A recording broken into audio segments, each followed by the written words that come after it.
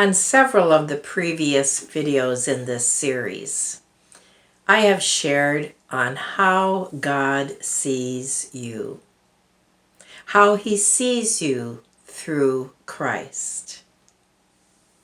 Today's video, we are going to talk about that and illustrate it with a story that you don't want to miss.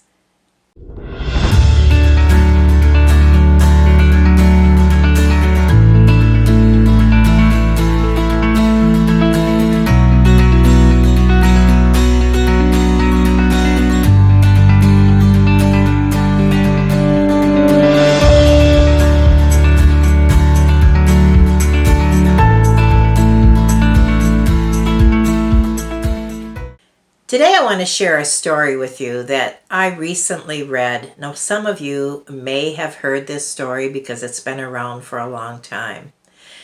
But there is such an impact that this story can have on us that it bears repeating.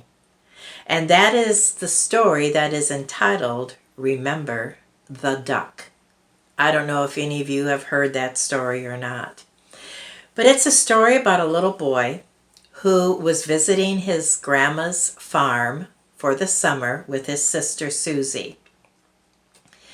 Now, Johnny went out every day and practiced with his slingshot. He was trying to improve his skill, which he had very little of.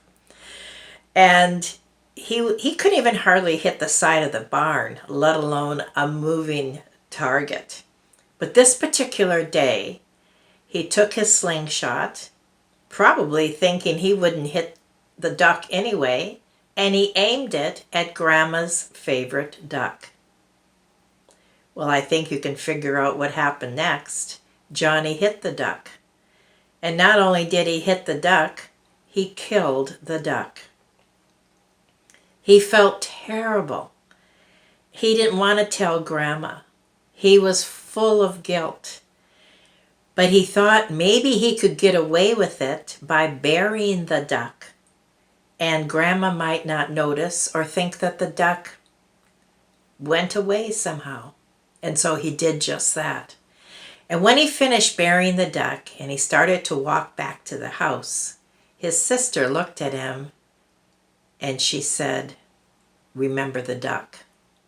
Well, at the moment, he didn't really fully understand what she meant by that, but he knew something not good was going to happen because she had seen the whole thing.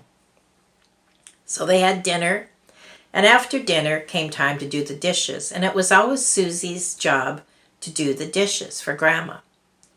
Well, this particular evening, she said, "Grandma, Johnny told me today how much he loves doing the dishes. And he hasn't had the opportunity to do them for quite a while. So I'm wondering, I think that Johnny should do the dishes now." Grandma said, "Okay." And so Johnny did the dishes. He did them that night and every other night.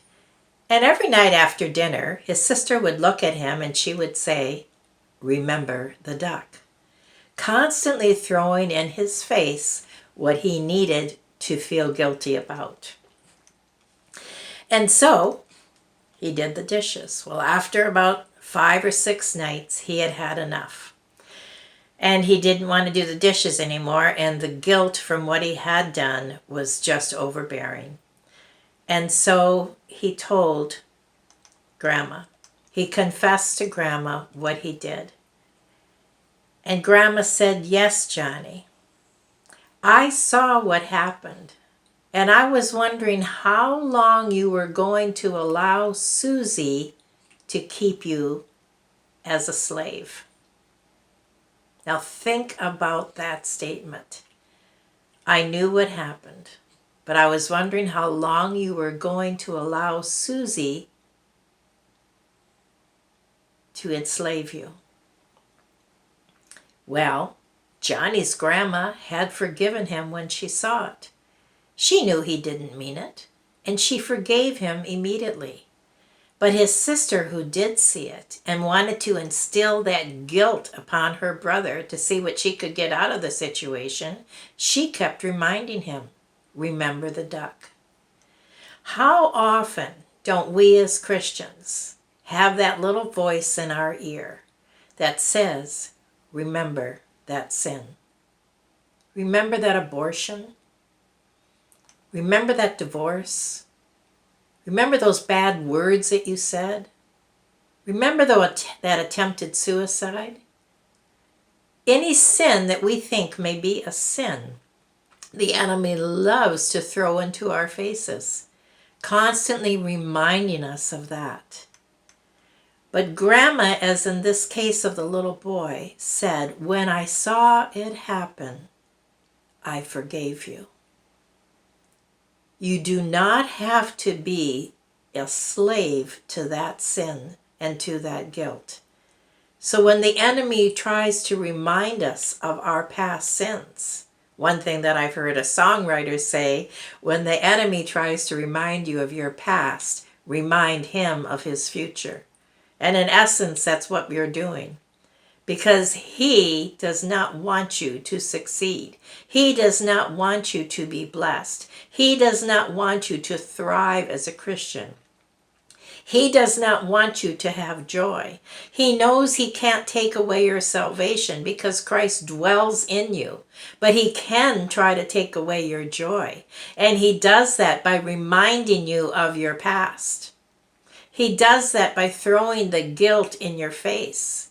And so you need to take the aggression towards him and say, just a minute, Christ saved me from my sin. Christ knew that I was going to sin before I was even born. He took my sin upon him on the cross. It is done. It is complete. It is over. It is finished. He cannot steal your salvation. And he can only steal your joy if you let him. So let's not let him. And when that happens, remember the duck. It is a perfect illustration of how the enemy tries to take away your joy. And he can't if you don't let him. The same problem was in the early church in 1 John the 4th chapter in the 17th and 18th verses. And he addressed it there. And he told them about the unconditional love that we have. When we understand that it's unconditional, it is not based upon what we do or do not do. It is based upon the unconditional grace and love that God gives to each of us.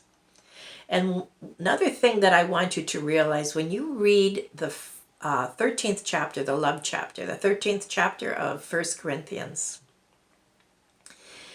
That is the love chapter. And when we read it, we try to be that type of person. But when you read it with the understanding that God is actually describing his love towards us, it is that supreme, sacrificial, unconditional, perfect love which we can never have no matter how hard we try. That love is what he gives us. That love is what we have because of what he did for us on that cross. So no matter what we do, no matter how many times we mess up, no matter how many times we mistakenly shoot the duck, God is there and says, I have already forgiven you. I saw what happened. He knew it was going to happen long before you were ever born. And I forgave you because that's why I sent my son. Your destiny does not end with your failure. Your destiny begins with God's grace and God's mercy. So turn those thoughts around and dismiss the firing squad because that's what God's grace does. We don't have to beat ourselves up anymore. God's grace dismisses the executioner, the accuser, and God's grace dismantles the gallows, or we feel like we're choking and we don't know what to do.